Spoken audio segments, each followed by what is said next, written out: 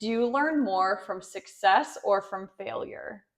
Wow, Jen, great question. This is honestly one that I would say I'm currently battling with Mm, internally because I've been starting to struggle with these like either or questions. hmm And I think the common thing that we've been taught is that you learn more from your failures, and it kind of gives the idea that you don't learn from your successes.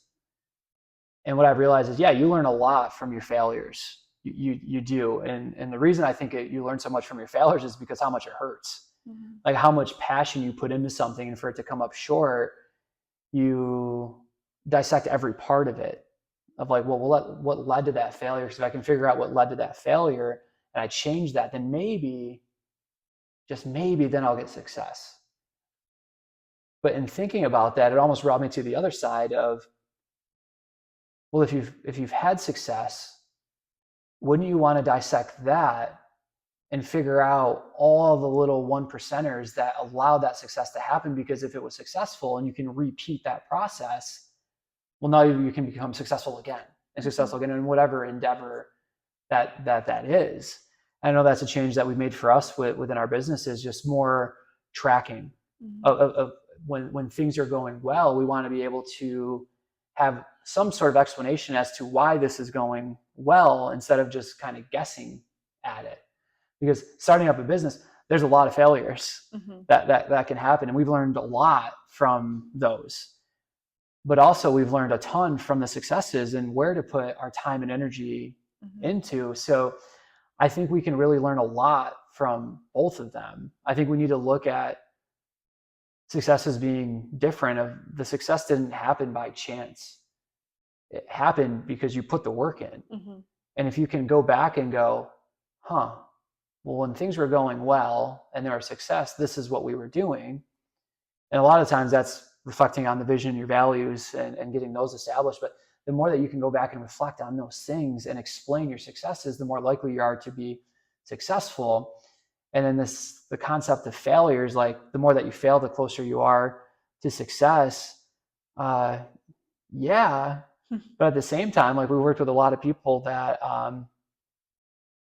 have felt like the perception that they just keep failing. hmm And that failure is not getting them closer to the success until the perspective about that situation has changed. And I think that's where I'm at right now, is that I don't really think anything is a failure. hmm I think there's expectations in reality, and our reality may not meet those expectations, but that doesn't mean that it's a failure. hmm And we were watching a series the other night on the New York Rangers goalie, previously, the previous goalie, and how he had this extraordinary career in New York. And the time was up and he was going to be going to the Capitals. And when we went to the Capitals, he had a health evaluation. And the health evaluation showed he had some cardiovascular stuff, so he needed heart surgery. And he had this idea that he was going to win the Stanley Cup because they were so close a few different times with the Rangers. And he was talking with his life coach, and his life coach was basically pointing out, you feel like you failed because of your definition of what you thought the expectation was going to be. He goes, did New York love you? And he said, yes. And he said, then you've won, hmm right? So this player, this goalie, is thinking that he's a failure because the expectation that he had was winning the Stanley Cup, and that was what mattered to him. But when he got to take that step back and look, he realized that, oh, it wasn't really a failure. I was very successful hmm in what I did for that organization, what I did for that city, and the hope that I gave people. Wow, that's almost better than the Stanley Cup. Although he probably wishes that he did have the Stanley Cup, Right. but he's an Olympic gold medalist and he's the Right. king. So, and his jersey's retired for in Madison Square Garden. So, yeah, I wouldn't say that his career was a failure because he didn't earn the Stanley Cup trophy, hmm but Hall of Famer, jersey retired, like all these incredible things. So, I think a lot of times when we perceive that we've had a failure, we can look back at it and go, did we actually fail?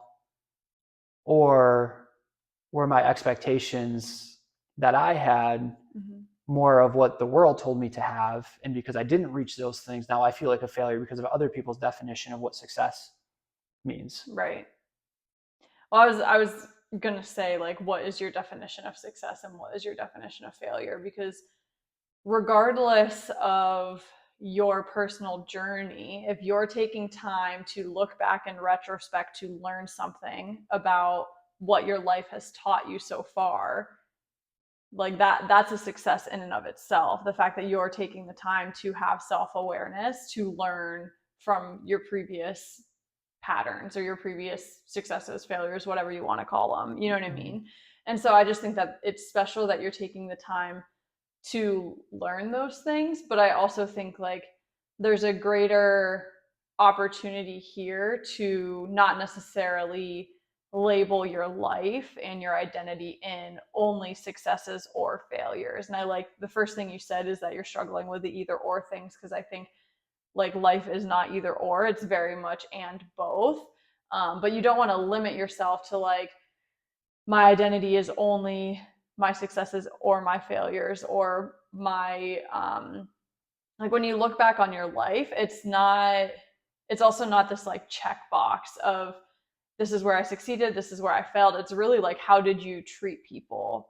How did you become the best version of yourself? How did you pursue greatness? I think that is what you're going to learn more about your life than only looking at like these two things. Yeah, keyword in there, pursue greatness. And greatness is different for every single Mm-hmm. person.